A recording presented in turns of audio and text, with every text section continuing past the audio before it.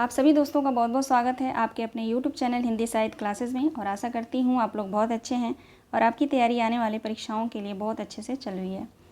आज का जो हमारा टॉपिक है आधुनिक काल। आधुनिक काल के अंतर्गत हम भारतेंदु युग को पढ़ने वाले हैं। पिछली क्लास में जो है हमने आदि काल, भक्ति काल, रीति काल, इन तीनों टॉपिक को जो है हमने कंप्लीट कर लिया है। प्रैक्टिस सेट भी हमने सॉल्व किया। आज का जो हमारा टॉपिक है आधुनिक काल। ठीक है, आप लोग क्लास में बने रहिएगा, क्लास को ज़रूर देखिएगा। सरस्वती पांडे, गोविंद पांडे की बुक से जो है हमारा सीरीज़ चल रहा है, उसके अंतर्गत जो है आज एक नया टॉपिक है आधुनिक काल।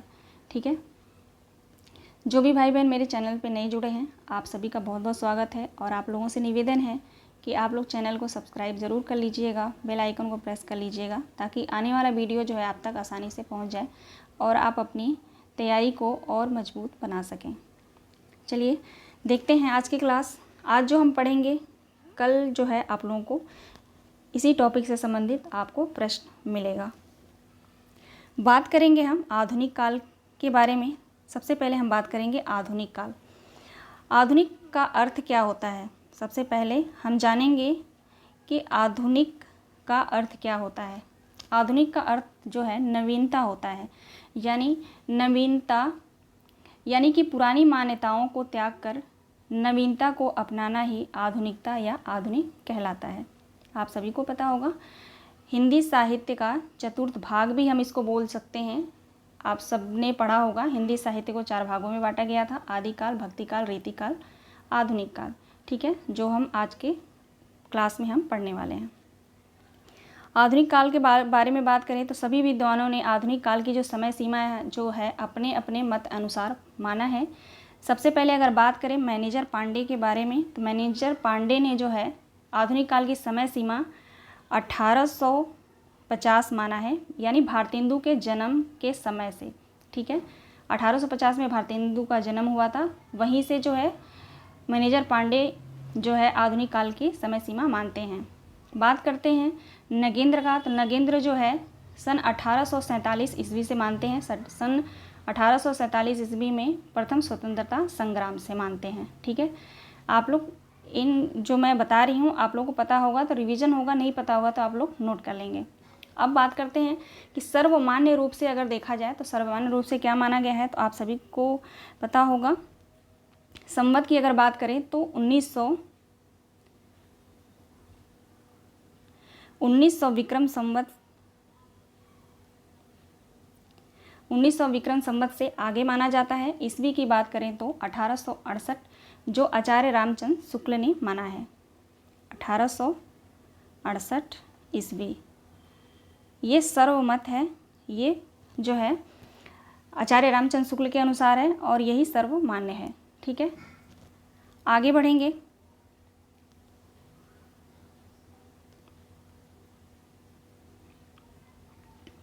आगे देखेंगे हम हिंदी साहित्य में आधुनिक काल नाम सर्वप्रथम आचार्य रामचंद्र शुक्ल ने दिया था। हिंदी साहित्य में आधुनिक काल नाम सबसे पहले किसने दिया? आचार्य रामचंद्र शुक्ल ने दिया। रेनेसा नवजागरण या पुनर्जागरण शब्द का प्रयोग सर्वप्रथम फ्रांसीसी विद्वान जो थे, फ्रांसीसी इतिहासकार भी कहेंगे, जिनका नाम है मिशी सेठ, इन्होंने 19वीं सदी के पूर्वार्ध में किया था।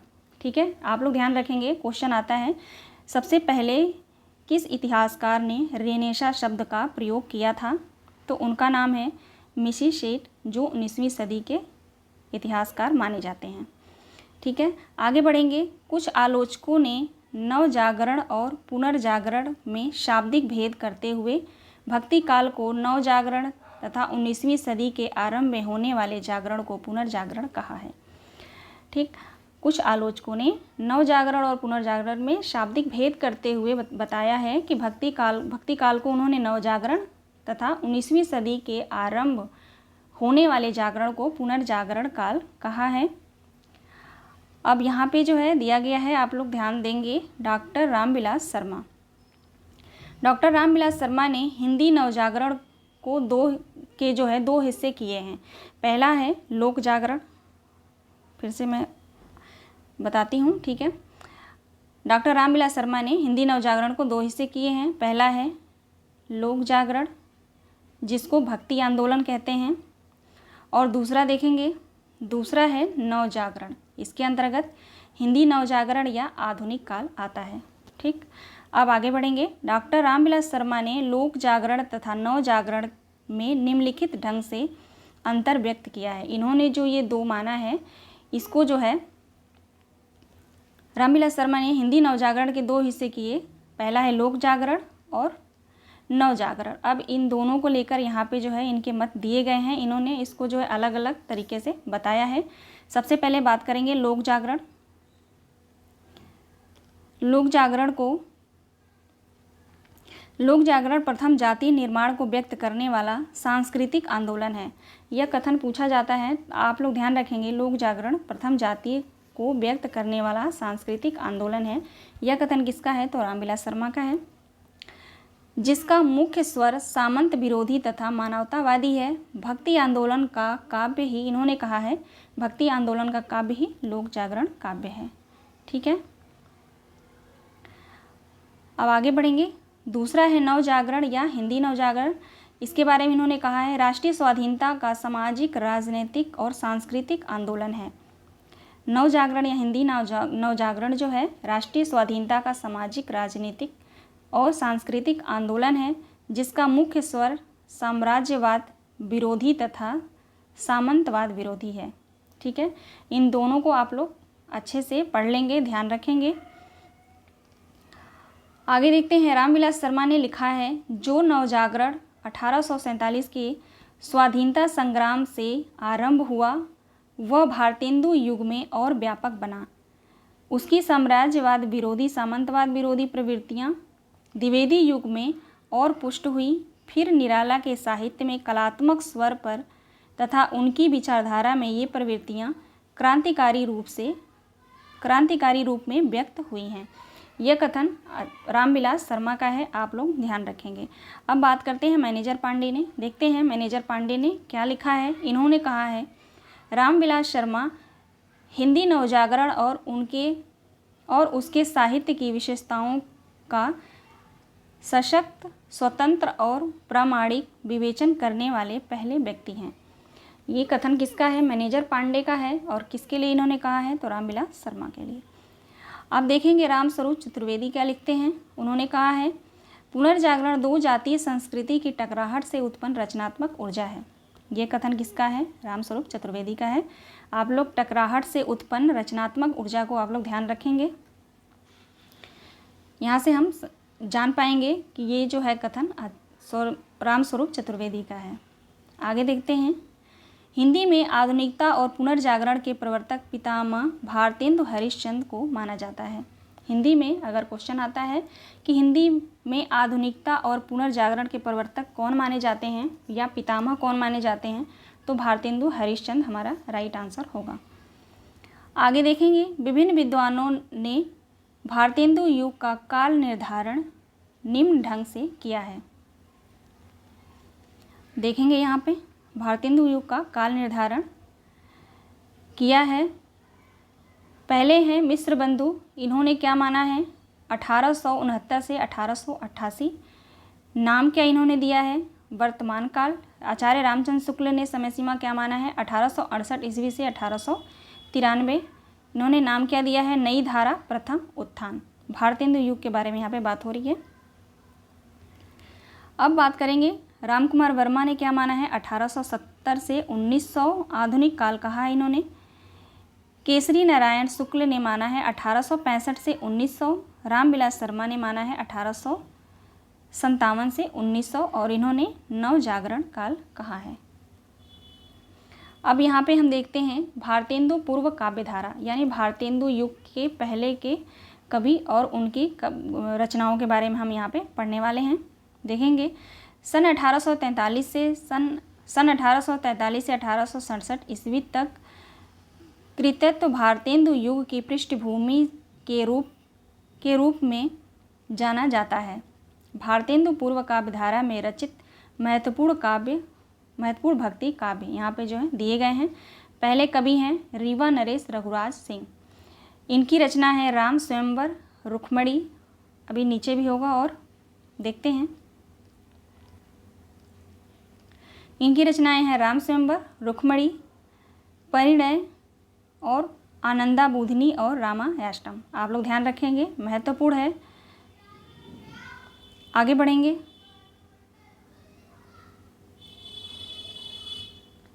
आगे बढ़ते हैं। अब दूसरे कवि देखते हैं कौन है।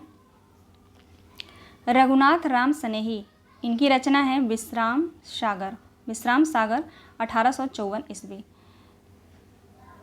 अगले कवि हैं सरदार कवि, इनकी रचना है राम रत्नाकर, रामलीला प्रकाश, हनुमंत भूषण और तुलसी भूषण। ये चारों रचनाएं जो किसकी हैं, सरदार कवि की हैं। आगे बढ़ते हैं। ललित किशोरी, इनका एक और नाम है कुंदन लाल, ठीक है। इनकी रचना है स्फुट छंद, एक ही रचना है इनकी स्फुट छंद, आप लोग ध्यान रखेंगे। गोपाल चंद गिरधर दास, नाम ज़रूर याद रखिएगा क्योंकि क्वेश्चन आता है, इनमें से 4 ऑप्शन दे देगा, मिलान के लिए आएगा। इनमें से कौन सा कवि भारतेंदु मंडल का नहीं है, या भारतेंदु मंडल के बाहर का है, या भारतेंदु युग के पूर्व का है, ऐसे क्वेश्चन बनते हैं, ठीक है। तो आप लोग नाम याद रखिएगा। देखते हैं गोपाल चंद गिरधर दास की रचनाएं कौन कौन सी हैं। राधा स्रोत, गोपाल स्रोत, जरासंध वध, बलराम कथामृत और राम कथामृत। आगे बढ़ेंगे। अब यहाँ देखते हैं हम भारतेंदु पूर्व ब्रज भाषा में रचित श्रृंगारिक रचनाएं, यानी भारतेंदु पूर्व युग में ब्रज भाषा में जो रचनाएं रची गई थी, श्रृंगारिक रचनाएं, उनको यहाँ पे हम देखेंगे। पहले कवि हैं सेवक, इनकी रचना है नक्सिक। सरदार कवि, इनकी रचना है षड ऋतु, साहित्य सरसी और श्रृंगार संग्रह। आसान है, आसानी से याद हो जाता है, बशर्ते आप लोगों को रिवाइज़ करना होगा। आप सभी को पता है कि हम जो भी पढ़ते हैं अगर उसको हम रिवाइज़ नहीं करेंगे तो वो भूल जाएगा। हमारा दिमाग जो है भूलने में काफ़ी तेज़ चलता है, तो आप लोग रिवाइज़ करते रहेंगे। जितना ही तेज़ हमारा दिमाग भूलने में चलता है उतना ही तेज़ी से हम रिवाइज़ करेंगे, तो हमारा दिमाग भी हमारा साथ देने लगेगा, ठीक है। ठीक है, ऐसा जो है मेरा खुद का अनुभव है, मैं ऐसे ही करती हूँ तो मुझे याद रहता है, ठीक। आगे बढ़ेंगे। तीसरे कवि हैं चंद्रशेखर वाजपेयी, इनका है नक्सिक हमीरहट। अब आप लोग यहाँ पे ध्यान रख देंगे, नक्सिक जो है सेवक का भी है और चंद्रशेखर वाजपेयी का भी नक्सिक रचना है, ठीक है। इन दोनों लोगों का है, तो आप लोग ध्यान रखेंगे। अब देखते हैं भारतेंदु पूर्व काव्य रीति निरूपण। भारतेंदु पूर्व काव्य रीति निरूपक रचनाएं यहाँ पे देखने को मिलेगा।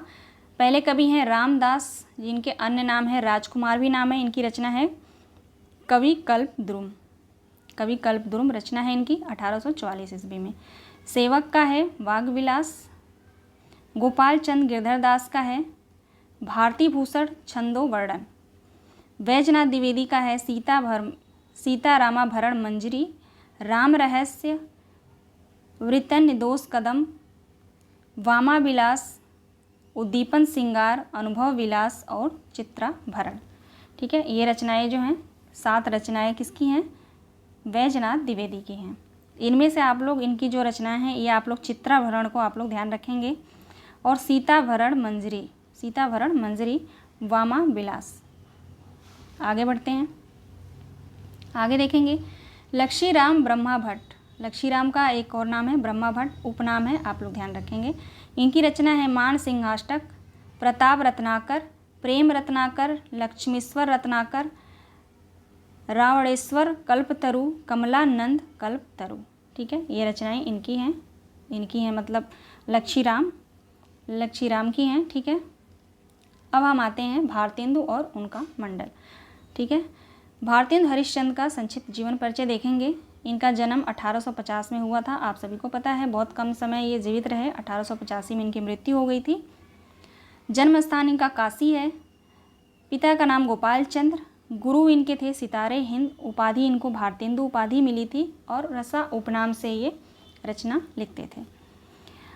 भारतेंदु हरिश्चंद्र की समस्त रचनाओं की संख्या कितनी मानी गई है, तो आप लोग ध्यान रखेंगे। इनकी समस्त रचनाओं के बारे में हम बात करते हैं तो 75 हैं, और उनके काव्य ग्रंथों की संख्या अगर पूछी जाए तो 70 है।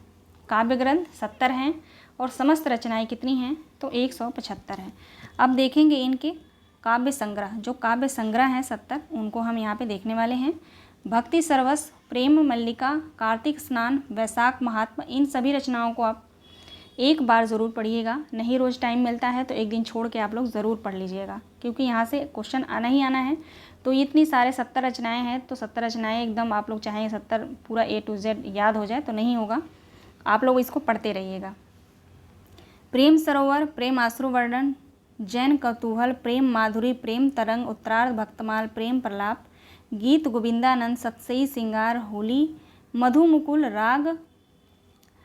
राग संग्रह है, वर्षा विनोद है, प्रेम विनय, प्रेम पचासा है, फूलों का गुच्छा, प्रेम फुलवारी, प्रेम से रिलेटेड जो है बहुत सारी रचनाएं हैं, काव्य संग्रह इनकी। कृष्ण चरित है, श्री अलवर वर्णन है, श्री राजकुमार सुस्वागत पत्र है, सुमनो अंजलि है, श्री जीवनी महाराज, चतुरंग देवी छदम लीला इम्पोर्टेंट है, प्रातः स्मरण मंगल पाठ ये भी महत्वपूर्ण है, दैन्य प्रलाप, उरेहना को आप लोग याद रखेंगे, तन्मय लीला महत्वपूर्ण है, दान लीला, रानी छदम लीला ये तीनों रचनाएं महत्वपूर्ण हैं, संस्कृत लावनी, वसंत होली आप याद रखेंगे, स्फुट समस्याएं, मुंह दिखावनी, उर्दू का स्यापा ध्यान रखेंगे, प्रबोधनी आप ध्यान रखेंगे, प्रातः समीरन को भी आप लोग याद रखेंगे, बकरी बिलाप आप लोग फेमस है, आप सबको पता होगा, स्वरूप चिंतन, श्री राम कुमार सुगावन वर्णन। भारत शिक्षा महत्वपूर्ण है, भारत शिक्षा जो है महत्वपूर्ण है, आप लोग ध्यान रखेंगे, निवेदन पंचक को भी आप ध्यान रखेंगे, प्रातः स्मरण स्रोत महत्वपूर्ण है ये भी, कविता की उन्नति पर व्याख्यान, थोड़ा सा ऊपर करूँ मैं, अपवर्ग दाष्टक, मनोमुकुल माला, वेणु गीत, अब इनको यहाँ पे जो है ये आप लोग याद रखेंगे, अपवर्ग पंचक, पुरुषोत्तम पंचक, ठीक है, अपवर्ग पंचक, पुरुषोत्तम पंचक आपको ध्यान रखना है, श्री राम लीला ये मैं बुक से देखकर मैंने इनको हाईलाइट किया है, आचार्य रामचंद्र शुक्ल की बुक आप पढ़ेंगे तो वहाँ पे आपको रचनाएं ये देखने को मिलेगा। भीष्म स्वराज, मान लीला, फूल बुझो अल, बंदर सभा आप सभी को पता है, विजय वलरी आपको महत्वपूर्ण है, आपको ध्यान रखना है, विजयनी विजय वैजंती, नए जमाने की मुकरी, आगे बढ़ेंगे, आगे इनकी रचना है, जातीय संगीत, रिपुनाष्टक, स्फुट कविताएं, प्रिंस ऑफ वेल्स से पीड़ित होने पर कविता, ठीक है, ये हो गई इनके 70 काव्य संग्रह। अब बढ़ते हैं आगे। भारतेंदु कृत विजय वैजंती शीर्षक कविता मिस्र में भारतीय सेना की विजय प्राप्ति पर लिखी गई थी। किसकी विजय प्राप्ति पर लिखी गई थी? तो मिस्र में भारतीय सेना की विजय प्राप्ति पर विजयनी विजय वैजंती कविता जो है भारतेंदु हरिश्चंद्र ने लिखा था। आगे बढ़ेंगे। भारतेंदु ने नारद भक्ति सूत्र और सांडिल्य भक्ति सूत्रों का अनुवाद क्रमशः तदीय सर्वस्व और भक्ति सूत्र वैजंती शीर्षक से किया था। यानी कहने का मतलब है कि भारतेंदु हरिश्चंद्र ने नारद भक्ति सूत्र का अनुवाद किस शीर्षक से किया था? तो तदीय सर्वस्व से, जिसका प्रकाशन वर्ष है 1874 ईस्वी। और सांडिल्य भक्ति सूत्र का अनुवाद किस शीर्षक से किया था? तो आप लोग ध्यान रखेंगे भक्ति सूत्र वैजंती शीर्षक से किया था। ठीक, अब देखते हैं आगे। भारतेंदु हरिश्चंद्र ने पैरोडी, स्यापा, गाली, लावनी आदि शैलीगत रूपों में कविताएं लिखी थी। ये कविताएं नीचे दी गई हैं। कौन सी कविता किस शैली में लिखा गया है ये हम देखते हैं। बंदर सभा कविता किस शैली में है? तो पैरोडी शैली में है, ध्यान रखेंगे आप लोग। उर्दू का श्यापा किस शैली में है? तो श्यापा शैली में है। समधिन मधुमास गाली शैली में है। नए जमाने की मुकरी शैली में है। आसान है ये, आपको याद ये होना चाहिए। प्रातः समीरन प्यार शैली में है। वर्षा विनोद लावनी, रानी छदम लीला और तन्मय लीला और देवी छदम लीला ये प्रबंध गीत शैली में लिखा गया है। और वैजयंती विजय वैजयंती जो है विजयनी विजय वैजयंती और हिंदी सभा निबंध काव्य शैली छंद में लिखा गया है। आप लोग ध्यान रखेंगे। आगे देखते हैं। भारतेंदु हरिश्चंद्र ने फूलों का गुच्छा कविता किस बोली में लिखा? तो खड़ी बोली में लिखा था। भारतेंदु मंडल के अन्य कवि, यहाँ पे अब ये हो गया भारतेंदु मंडल के अन्य कवि को हम देखेंगे यहाँ पे। यानी कि भारतेंदु मंडल के सबसे पहले कवि कौन आते हैं? तो भारतेंदु हरिश्चंद्र आते हैं। अब और जो कवि हैं उनको हम देखेंगे। सारे कवि जो है भारतेंदु मंडल के हैं। अब आते हैं बद्री नारायण चौधरी प्रेमघन। बद्री नारायण चौधरी प्रेमघन का जन्म 1855 ईस्वी में हुआ था। जन्म आप लोगों को याद रखना है और क्रम वाइज जो है भारतेंदु मंडल के जो कवि हैं उनको क्रम वाइज आप लोग याद रखेंगे। क्रम वाइज उनके डेट ऑफ बर्थ भी याद रखना है, मृत्यु भी याद रखना है, उपनाम, गुरु के नाम, रचनाएं जो हैं आप सब कुछ याद रखेंगे। भारतेंदु युग, द्विवेदी युग, छायावाद युग, प्रगतिवाद युग, ठीक है, क्योंकि यहाँ से मिलान के लिए क्वेश्चन बहुत आते हैं। इनकी रचना है जीर्ण जनपद, जीर्ण जनपद। दूसरा है आनंद अरुणोदय, हार्दिक हर्षादस, मयंक महिमा, अलौकिक लीला, वर्षा बिंदु, ललित लहरी, ब्रिज चंद पंचक, सूर्य स्रोत, ठीक है। ये सारी रचनाएं किसकी हैं? बद्री नारायण चौधरी प्रेमघन की हैं। अब आते हैं प्रताप नारायण मिश्र। प्रताप नारायण मिश्र का जन्म हुआ है 1856। इनकी भारतेंदु मंडल के जो कवि हैं इनके जो हैं जन्म याद करने में जो है बहुत आसानी है, आप लोग देख सकते हैं, है ना। 55 में बद्री नारायण चौधरी का है, एक और बढ़ा देंगे तो 56 हो जाएगा प्रताप नारायण मिश्र, एक और बढ़ा देंगे तो 57 हो जाएगा ठाकुर जगमोहन, है ना। बहुत आसान है तो आप लोग याद कर लीजिएगा, आप लोग को याद भी होगा। चलिए ठीक है, बात करते हैं। प्रताप नारायण मिश्र का जन्म 1856, मृत्यु 1894। इनकी रचना है प्रेम फुलवारी, मन की लहर, लोकोक्ति शतक, तृप्यंताम और श्रृंगार विलास और हरगंगा। अब देखते हैं ठाकुर जगमोहन। ठाकुर जगमोहन का जन्म 1857, 1899, मृत्यु उनकी। प्रेम संपत्ति लता, इनकी रचनाओं में लता लता रहा है तो आप लोग ध्यान रखेंगे। प्रेम संपत्ति लता 1885 ईस्वी। श्यामा लता, श्यामा सरोजनी देवयानी, आसान है। रचनाएं का प्रकाशन वर्ष 85, 85, 86, 86, ठीक है। पहले रचनाओं को याद करेंगे फिर उनका प्रकाशन वर्ष सीक्वेंस में। अंबिका दत्त व्यास को देखते हैं। अंबिका दत्त व्यास का जन्म हुआ है 1858, 1900 में मृत्यु उनकी। पावस 50 1886 ईस्वी में प्रकाशन वर्ष है। सुकवि सतसई 1887, हो होरी 1891।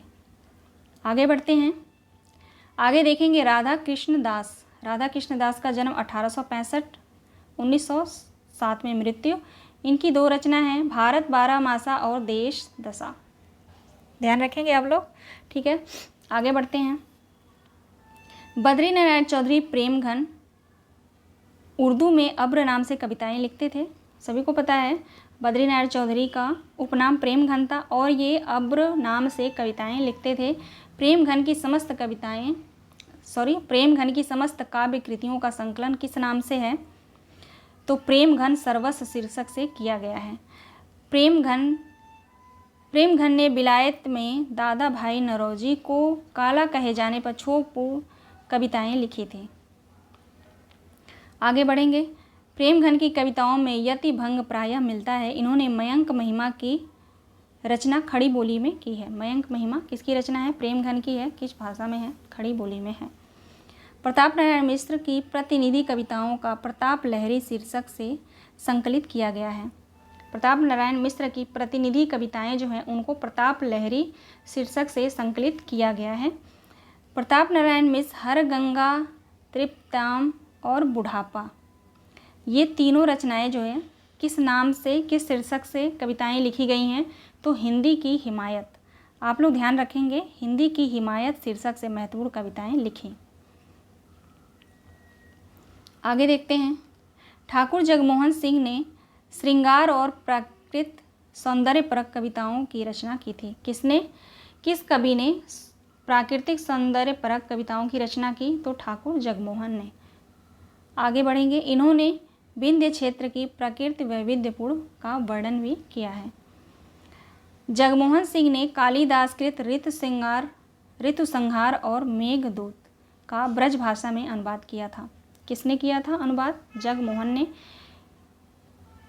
कालिदास की रचना ऋतुसंहार और मेघदूत की। आगे बढ़ेंगे। अंबिका दत्त व्यास ने अपने कवि जीवन का आरंभ कविता संवर्धनी सभा में पूरी अमी की कटोरिया चिरंजीवी रहो विक्टोरिया रानी की समस्या पूर्ति करके किया था और इस पर उन्हें सुकवि की उपाधि भी मिली थी। आप लोग ये महत्वपूर्ण है, आप लोग ध्यान रखिएगा, क्वेश्चन यहाँ से बनते हैं। आगे बढ़ेंगे। रचना की साथ ही फारसी छंद में दशरथ विलाप किस छंद में है? फारसी छंद में है। फारसी छंद में दशरथ विलाप नामक कविता खड़ी बोली में लिखी। अब आते हैं राधा कृष्ण दास पे। राधा कृष्ण दास भारतेंदु हरिश्चंद्र के फुफेरे भाई थे। इन्होंने रहीम के दोहों पर कुंडलियों की रचना की। ठीक है, अब बात करते हैं भारतेंदु काल के अन्य कवि, भारतेंदु मंडल के अन्य कवि कह लीजिए या भारतेंदु काल के अन्य कवि कह लीजिए। नवनीत चतुर्वेदी, इनकी रचना है कुब्जा पचीसी। कुब्जा पचीसी किसकी रचना है? नवनीत चतुर्वेदी की। ठीक है। गोविंद गिल्ला भाई की कौन सी रचना है? श्रृंगार सरोजनी, पावस पयोनिधि, राधा मुख षोडशी, षड ऋतु, नीति विनोद। दिवाकर भट्ट, इनकी रचना कौन सी है? नखशिख है और नवोढ़ा रत्न। नखशिख को आप लोग ध्यान रखेंगे। नखशिख जो है तीन कवियों के यहाँ पे हमें देखने को मिलेगा। क्वेश्चन के माध्यम से मैं आप लोग को ये जो है कंफर्म करा दूंगी कि किसका किसका है। रामकृष्ण वर्मा बलवीर, उपनाम है बलवीर इनका, बलवीर पचासा। चलो नाम से ही है, आसानी से पहचान सकते हैं आप लोग। आगे है राजेश्वरी प्रसाद सिंह प्यारे, इनका उपनाम है प्यारे। आप लोग ध्यान रखेंगे, उपनाम भी पूछता है। प्यारे प्रमोद, ये भी नाम से रिलेटेड है, आसानी से याद हो जाएगा। राव कृष्णदेव शरण गोप किसका उपनाम है? तो आप ध्यान रखेंगे राव कृष्णदेव शरण। प्रेम संदेशा, इनकी रचना है प्रेम संदेशा। दुर्गा दत्त व्यास अधमोदार शतक, इनकी रचना है अधमोदार शतक। राधा चरण गोस्वामी का है नव भक्तमाल, ये आप लोगों को याद होगा पक्का। गुलाब सिंह, इनकी रचना है प्रेम सतसई। आगे देखते हैं भारतेंदु युगीन प्रमुख समस्या पूर्ति संग्रह और कवि देखते हैं किन्होंने, किस कवि ने समस्या पूर्ति संग्रह का जो है रचना की थी, वो यहाँ पे दिया गया है। दुर्गादास व्यास ने समस्या पूर्ति प्रकाश लिखा था। अंबिका दत्त व्यास ने समस्या पूर्ति सर्वस्व। गोविंद गिल्ला भाई का है समस्या पूर्ति प्रदीप। गंगाधर द्विजगंग का है समस्या प्रकाश। नर्मदेश्वर प्रसाद सिंह का है पंचरत्न। आगे बढ़ेंगे। अब आगे हम यहाँ पे भारतेंदु युगीन कवियों की महत्वपूर्ण पंक्तियाँ। अब यहाँ पे हम पंक्तियों को भी मैंने इसी क्लास में लिया है। ठीक है, पंक्तियों को देखते हैं। भारतेंदु हरिश्चंद्र की पंक्तियाँ, जो भी कवि हैं भारतेंदु युग के, इनकी पंक्तियाँ वेरी वेरी इंपॉर्टेंट हैं, तो आप लोग जरूर ध्यान रखिएगा। सहसन बरसन सो सुनियो, सो सपने नहीं कान, सो अजय आरज शब्द। ये पंक्ति किसकी है? भारतेंदु हरिश्चंद्र की। दूसरी पंक्ति है फरक उठी सभी भुजा, फरक उठी तलवार, क्यों आपो ऊंचे भये आर्य मोक्ष के बार। अगली पंक्ति है हाय भारत भू भारी, सब ही विधि सो भई दुखारी, निज भाषा उन्नत अहे सब उन्नत के मूल, बिन निज भाषा ज्ञान के मिटे न सिहिय के सूल। पांचवी पंक्ति है कहाँ करुणित केशव सोए, जगत नाही अनेक जतन करी भारतवासी रोए। इनकी पंक्तियाँ जो है बहुत आसानी से पहचानी जा सकती हैं। ठीक है, अगली पंक्ति है मेरे तो साधन एक ही हैं जगनंद लला, मेरे तो साधन एक ही हैं, कौन है? जगनंद लला वृषभानु दुलारी। आगे बढ़ेंगे, मैंने हाईलाइट कर रखा है, आप लोग ध्यान रखेंगे। ये तो बहुत प्रचलित पंक्ति है इनकी, पिय पियारे तिहारे निहारे, बिना अखिया दुखिया नहीं मानत। ठीक है, तो इन पंक्तियों को आप लोग देख लीजिएगा, मैं आगे बढ़ूंगी। सभी पंक्तियों को मैंने यहाँ पे ट्रिक भी दे रखा है, तो उसको भी आप लोग देखते चलेंगे। अब आते हैं बद्रीनारायण चौधरी प्रेमघन की पंक्ति देखेंगे। निर्धन दिन दिन होत है, इनको आप लोग यहाँ पे निर्धन दिन दिन होत है, ये पंक्ति सिर्फ यही आप लोग याद रखिए, इसे इनकी पंक्ति पहचानी जा सकती है। अगला है अचरज होत तुम हूँ, अचरज होत तुम हूँ, यहाँ पे मैंने लिख रखा है, इसको जो है आप कीवर्ड्स के रूप में लेंगे। भयो भूमि भारत में महाभयंकर भारत, भयो भूमि को आप लेंगे, भयो भूमि भारत माया महाभयंकर भारत। आज लो रही अनेक भांति धरी धरी के, आज लो रही अनेक ठीक है, ऐसे ही याद होगा। आप चाहेंगे पूरी पंक्ति अच्छे से याद हो जाए तो नहीं याद होगा, भूल जाता है। एक एक कीवर्ड लेके आप लोग याद करेंगे तो अच्छे से आपको याद रहेगा। सामने क्वेश्चन आने पे ज़रूर पहचान लेंगे आप। धन्य भूमि भारत की, अब यहाँ पे है धन्य भूमि भारत की सब रत्नन की उपजाऊं। आगे बढ़ेंगे, प्रताप नारायण मिश्र का देखेंगे। प्रताप नारायण मिश्र का है, पहली पंक्ति है चहहु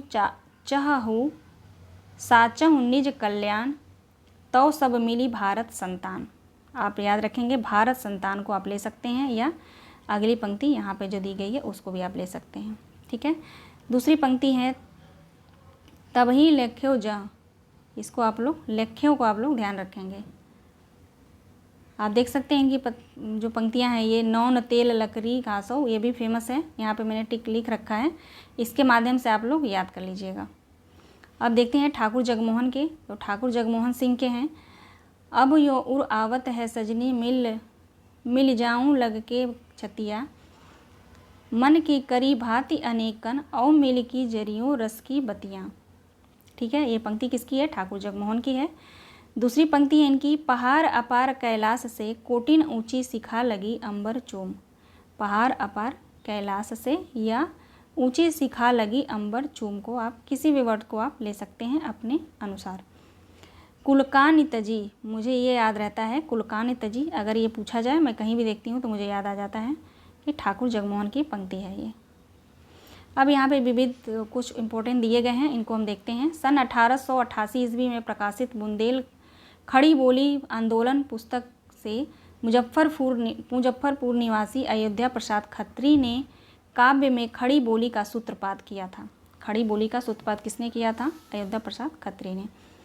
अयोध्या प्रसाद खत्री कृत खड़ी बोली आंदोलन में ब्रज भाषा और अवधी की रचनाओं को हिंदी साहित्य के अंतर्गत स्थान देने से इनकार कर दिया गया था। ठीक है, महत्वपूर्ण है, ध्यान रखेंगे आप लोग।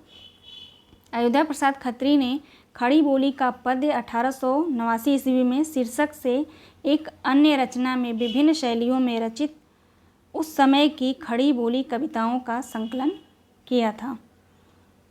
आगे देखेंगे, अयोध्या प्रसाद खत्री ने खड़ी बोली पद्य की 5 स्टाइलें बताई हैं। खड़ी बोली की 5 स्टाइलें किसने बताई हैं? अयोध्या प्रसाद खत्री ने। कौन कौन सी है? मौलवी स्टाइल, मुंशी स्टाइल, पंडित स्टाइल, मास्टर स्टाइल। इसमें जो है ना एक कोई गलत है, मैं बुक में जो है मैं देख के आपको बताऊंगी आचार्य रामचंद्र शुक्ल की बुक में कौन कौन सी स्टाइल दी गई हैं। वैसे ये सही है लेकिन एक है इसमें कोई गलत है, तो वो मैं आप लोगों को कन्फर्म कर दूंगी क्वेश्चन के माध्यम से। आधुनिक काल में ब्रज भाषा के लिए संस्कृत वृत्तों का व्यवहार पहल स्वर्गीय पंडित सरयू प्रसाद मिश्र ने रघुवंश महाकाव्य के अपने पदबद्ध भाषा अनुवाद में किया था। ठीक है, अब हमारी क्लास यहाँ पे समाप्त होती है। पूरा भारतेंदु युग हमने पढ़ा।